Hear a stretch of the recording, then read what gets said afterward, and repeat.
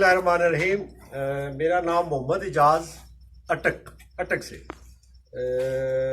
Vermi compost के बारे में ये है कि अल्हम्दुलिल्लाह भी मैं तो इस मामले में खुद कफील हो गया हूँ कि मेरी अब कैपेसिटी जो है वो तकरीबन 7 टन पर डे से 7 टन पर डे जो है मैं बना सकता हूँ। इसमें वर्म्स की तादाद मेरे पास करोड़ों भी नहीं अरबों में आ गई है। मतलब ये मल्टीप्लाई भी हो रहे हैं, बढ़ भी रहे हैं। रोज की 4 ट्रालियां गोबर की हम डाल के उसे डीकम्पोज केचुए की मदद से कर सकते हैं। और अभी मेरे पास तकरीबन 140 ट्रॉली जो है ना वो ऊपर बिछी हुई है जिसमें प्रोसेस चल रहा है। और आप जिधर भी इधर लगाएंगे ना इसको तो आपको वर्म्स के ढेर ही लगेंगे। और ये वर्म्स जो है ना ये मुफ्त के आपके ना खरातीन है ना, ये मुफ्त की एक लेबर है जो आप लेकर आपने करनी है वो कर रहे हैं। जो हम तो सिर्फ गोबर बिछा देते हैं और इनका काम है उसे खाना, इनकी खुराक है। और इनके पेट से जो चीज़ गुजर जाती है वो ब्लैक गोल्ड है।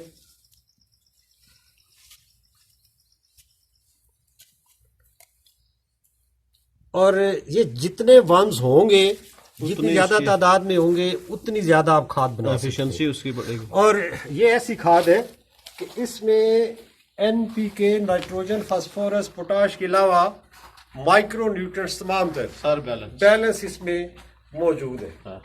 और जब आप इस पे चले जाएंगे तो एक तो आप जो है ना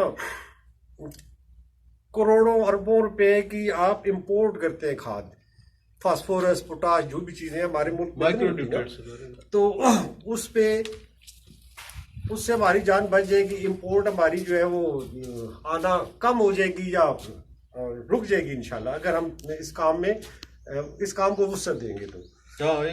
लार्ज स्केल पे चला जाए कि आपका जो वेस्ट है जो हम वैसे ही बहा देते हैं, जाया करते थे गोबर लाखों टन पर डे का पाकिस्तान में, तो अगर ये लोग आगे प्रोसेस करना शुरू कर दें, बेशक डेयरी वाले खुद करना शुरू कर दें या फार्मर्स करना शुरू कर दें, तो हमारा बहुत बड़ा पंजाब में जो एरिया है खासकर आलू वाला या ऑर्चिड वाला या आम वाला, तो उन्हें एक ऑर्गेनिक और सस्ती खाद दस्तियाब हो जाएगी।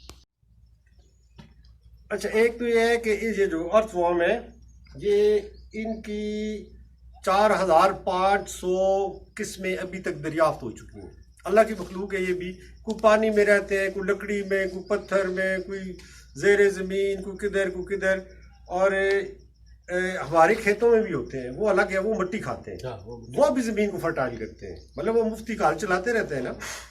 और उनके पेट से जो मिट्टी गुजरती है वो भी फर्टाइल होती है। और ये जो वैरायटी है एसिनिया फटीडा है, जो है ऑस्ट्रेलिया की ब्रीड है। में पहुंच गए हैं कि 3-4 ट्रालियां अगर रोज की गोबर की आए 200 क्यूबिक फुट की एक ट्राली, तो 800 क्यूबिक फीट डेली का हम डीकम्पोज कर सकते हैं। फिर इसका केचुए का ये है, ये 24 आवर काम करते हैं, चलते रहते हैं।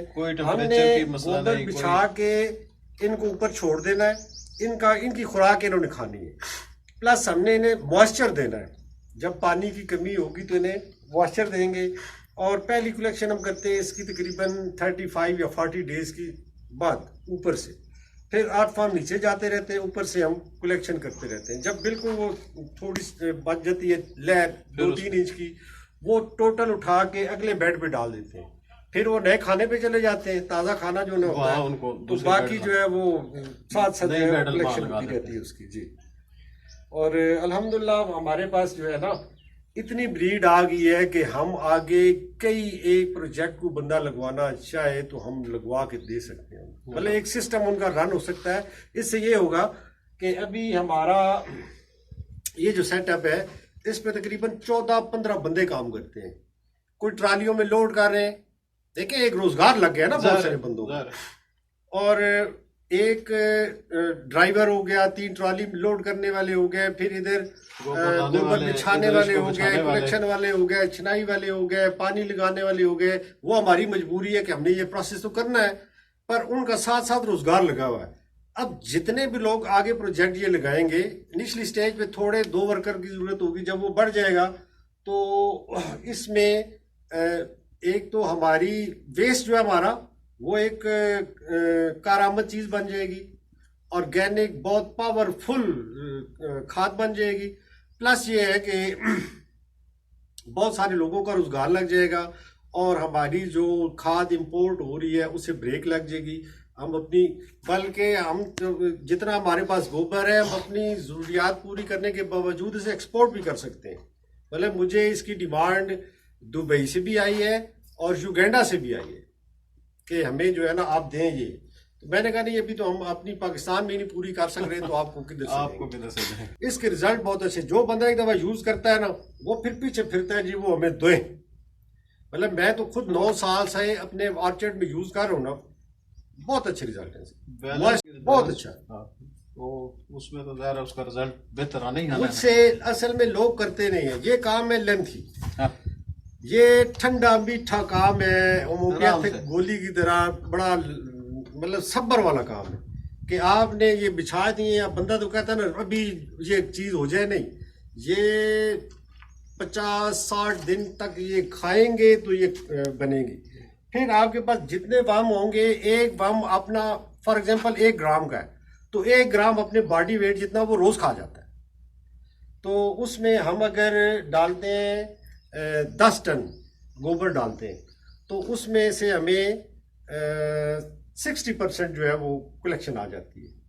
सॉरी, 60% कम हो जाती है, 40% हमारी कलेक्शन। चले 4 टन बचते हैं, 10 टन डालते हैं, 4 टन जो है ना हमें आ जाती है। आप सेल भी कर रहे हैं इसे? सेल भी कर रहे हैं। क्या रेट के हिसाब से सेल कर रहे हम हैं? सेल कर रहे हैं जी। आप समझें कि किसी बंदे को तो वो कम्पीट नहीं करता। लोग कहते हैं आप क्यों इतनी सस्ती बेच रहे हो, तो ये वारे ही नहीं खाती, इससे महंगी हमें पड़ती है। क्योंकि हम बल्क की शक्ल में कर रहे हैं तो 700 रुपए का हम बैग दे रहे हैं 50 kg का।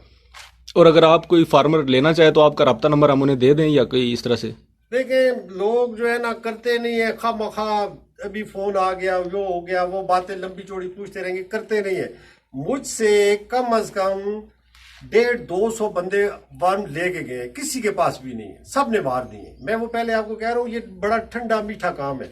इसके साथ इसको मतलब जिंदा चीज है ना, आपने इसको मॉइस्चर देना है। जब एक आपका साइकिल मुकम्मल हो गया उसे नेक्स्ट बेड में बिछाना है। पहले आपने फॉर एग्जांपल 1 टन में डाला है, 1 टन बनी है, फिर अगली दफा आप 2 टन बनाएंगे, अगली दफा 4 टन बनाएंगे, इस तरह मल्टीप्लाई होगा ना। अभी एक बंदा कहे जी मैं उधर जाके तो 2 करोड़ वाम ले लूंगा और उधर डाल के तो मैं 2 टन रोज की प्रोसेस करना शुरू कर दूंगा, नहीं, ये इधर ही अंदर ही मल्टीप्लाई होते रहेंगे, अंदर ही सिस्टम चलता रहेगा। मतलब जो काम बंदा करना चाहे उसे सिखाएंगे, उसे बताएंगे, कोई मुश्किल नहीं, आसान काम है। मतलब एक दफा जब वो प्रोसेस कर लेगा खुद ही समझ आ जाएगी, हो सकता है वो हमसे बेहतर कर ले। अच्छा, इसमें पोल्ट्री मैन्योर भी आपने ट्राई करके? नहीं, पोल्ट्री मैन्योर नहीं, उस पे नहीं करें? नो। वो टेम्परेचर रेज कर देगा ना, ये दूसरे लफ्जों में इनकी भरपूर खुराक है। जो हमारे जितने भी ये डेयरी वाले लोग हैं ना, ये उनको भूसा और आला देते हैं, गल्ला वंडा देते हैं, खल देते हैं, इस तरह दाल वगैरह या खुराक उनकी अच्छी होती है। तो वो जानवर पूरी हजम तो नहीं करता ना, उसमें कुछ न कुछ उनकी खुराक है और वो सबसे सस्ता और आसान है। बाकी जो है आप इसको कागज डाल सकते हैं, कागज खाते हैं, फ्रूट का वेस्ट खाते हैं, सब्जियों का वेस्ट खाते हैं, भूसा हो गया, जड़ी बूटियों का वेस्ट हो गया, कांच हो गया या सिट्रस का या शापर वगैरह या पत्थर, वो चीजें नहीं खा सकते क्योंकि इनके दांत नहीं होते, सिर्फ वो होंठ ही होते हैं। तो ऐसी चीज जो ये खा सकें और इनका मॉइस्चर आप बैलेंस रखें और ये खुद ही आगे मल्टीप्लाई भी होते रहेंगे और आपके लिए जो है एक चीज जो है ना ब्लैक गोल्ड कन्वर्ट करते रहेंगे। इसके ऊपर लाके दोबारा आपने मजीद इस पे बिछा देना या इसको उठा देंगे नहीं, मुकम्मल? फिर इसके ऊपर जो है ना, तरीके का देखिए थोड़ा फॉर सा- एग्जांपल 50 days ये के बाद, बेड हमारा 60 days पहले के बाद 40 डेज या 35 डेज तक हम छोड़ देंगे। जब ये ऊपर 2-3 इंच तक खा लेंगे ना, ये जो अपना उनका वेस्ट है वो तो नहीं खाते, हर चीज जो है ना अपने वेस्ट से दूर रहती है। इसी तरह जो वो नीचे चले जाएंगे, ऊपर से हम इसके ना पावड़ी वगैरह मार के इस तरह ढेरियां लगा देंगे, उसकी कलेक्शन करके छानने में डाल देंगे, उसे छानेंगे, ऊपर से कलेक्शन? फिर ऊपर से कलेक्शन करेंगे, ऊपर फिर उन्हें थोड़ा ना वर्म्स को एरेशन उनकी हो जाएगी, वो नीचे चले जाएंगे। फिर हर 10 दिन बाद जो है ना हम उनकी करेंगे, तकरीबन 4-5 कलेक्शन के बाद जो है ना तय बच जाएगी 2-2.5 इंच। वो सारी की सारी तय उठा के हम अगले जो बेड बिछाएंगे ना उस पर वो सारे वर्म्स उसमें चले जाएंगे। वो खाद भी और वर्म्स ही उठा के अगले बेड पे डाल देंगे, वो नए खाने में चले जाएंगे, वो जो ऊपर जो खाद है उसको कलेक्ट कर लेंगे, फिर उनका जो है ना आगे सिस्टम नया साइकिल चल जाएगा। इसमें जिस तरह आपका ये पड़ा है पीछे वेस्ट है, क्रॉप वेस्ट वगैरह, ये सारा ये भी चल सकता है? नहीं, क्रॉप वेस्ट ये खाते हैं पर वो महंगा पड़ता है ना। वो तो हमने इन्हें जो बाहर, ये तो हमारा बरामदा है, ये तो इनके ऊपर साया है, इसको कवर नहीं किया हुआ। जो हमारे पिट्स बने हुए हैं ना बाहर ओपन, उनको हम पहले नीचे, इस पे नीचे फर्श चाहिए। बाहर जो है पिट्स जो हमारे बने हुए हैं उन पे पहले हम पॉलीथीन बिछाते हैं, साइडों पे ईंटें या पिलर या कुछ चीज रखते हैं, 4-4 ही दोनों पे। फिर उसके अंदर जो है 1 फीट 1.25 फीट का बेड बिछाते हैं, फिर इसके ऊपर वर्म्स डालते हैं। वर्म्स के बाद ऊपर जो है ना रोशनी से ये भागते हैं, अंधेरे में कुछ रहते हैं। फिर जो हमारे पास ये मूंगफली का वेस्ट है ना हमारे पास, तो ये हम उसके ऊपर डालते हैं। एक तो साया रहे, दूसरा हम जो पानी डालते हैं ऊपर मॉइस्चर उसके अंदर उनके लिए कायम रहे, प्लस ये है कि वो उनको रोशनी ना पहुंचे। जो बाहर जितने बेड बने हुए हमारा जो है ना, ये इधर तो 15-18 ट्रालियां इधर बिछी हैं, बाकी जितना भी हमारा है ना वो सारा ओपन पिट्स में, वो सारा इसी तरह बना हुआ है। ठीक है जी।